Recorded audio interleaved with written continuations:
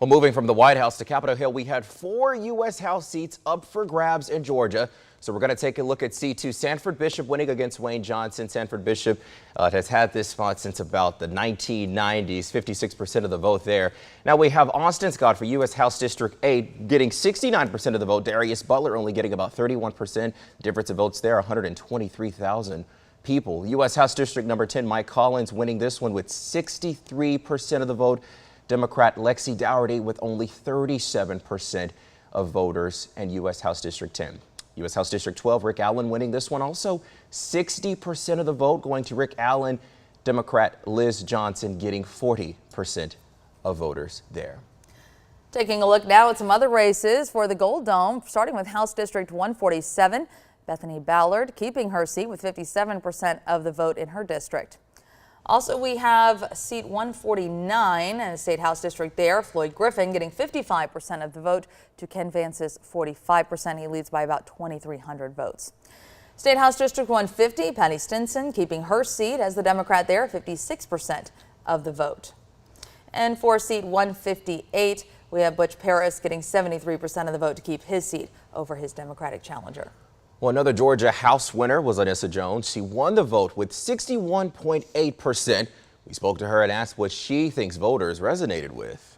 If inflation is going up 4%, then everybody's money needs to go up 4% to meet those demands so that people can feed their families each day. So I think those are the things that were resonating with most folks. Folks want to see Central Georgia really thrive and do well, and I'm going to work well with all the community leaders, both in Houston County and Macon-Bibb, to make sure that happens. Of course, we also followed some very big sheriff's races. The biggest one we've been following this year in Houston County. For the first time in 50 years, someone else takes that position. Matt Moulton won the election by 59.4% over Arthur Harris. Moulton says the reliability of the sheriff's office will only improve from here. The sheriff of Houston County is a sheriff for everybody. When you call 911, we don't ask you who you voted for. We're going to send deputies to help you. Nothing's going to change as far as that goes. The level of professionalism that they've experienced from the sheriff's office is going to continue, and it's going to improve.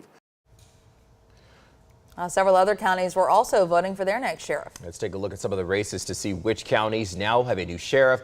In Crawford County, Lewis Walker getting 74% of the vote against Gene Parker with 26% of difference there, about 2,100 voters. Dooley County, we have Craig Peavy getting 80% of the vote there to keep his seat as the Dooley County Sheriff over Chuck Gordon. Now to Hancock County, Tomlin Primus winning 67% of the vote against Frank Meeks with 33% there. Difference there of about 1,400 votes. Over in Lawrence County, Larry Dean will keep his seat as the Lawrence County Sheriff, winning over Tyler Jackson with 66% of the vote. Now we move on to Peach County. Robert Buck Shannon. This has been a closely watched one too, winning the vote with 60% of the vote against Ty Matthews, who had 40% of the vote. Over in Taylor County, the sheriff's race there, John Sawyer winning with 65% of the vote over Tommy Fowler. Now we move on to Treutlen County. Tommy Corbin winning with 71% there, a difference of about 1,200 voters. Kyle Strickland getting only 29% of the vote for the Treutlen County Sheriff race. Last but not least, Wilkinson County Sheriff's race. Richard Chapman will keep his seat. He got 69% of the vote to challenger Chancey Allen.